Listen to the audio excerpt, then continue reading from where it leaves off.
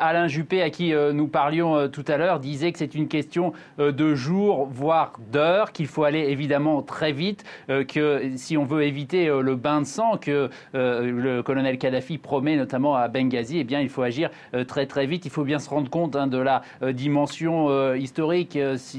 Pour une fois, sans doute, le mot est approprié de cette résolution. C'est allé assez vite. Vous savez que pendant de nombreux jours, on a parlé de cette histoire de zone d'exclusion aérienne. Et puis, en 2 jours, on a ajouté cette idée de frappe aérienne, d'utiliser le mot employé dans la résolution et tout moyen approprié pour protéger les populations civiles. Mais cela inclut évidemment des frappes aériennes. C'est allé assez vite, en tout cas à l'échelle de ce qui se passe d'habitude ici au Conseil de sécurité. Il faut remonter, si ma mémoire est exacte, à la Bosnie pour voir une résolution du même ordre ici aux Nations Unies. Et donc on va avoir maintenant très certainement dans les tout prochains jours une force multinationale qui va se mettre en place avec des Français, on le sait maintenant, avec des Britanniques, avec des Américains, mais aussi, parce que c'était crucial dans ce processus politique, aussi avec des pays arabes. Et on parle du Qatar, on parle des Émirats arabes unis qui devraient se joindre à cette force multinationale de manière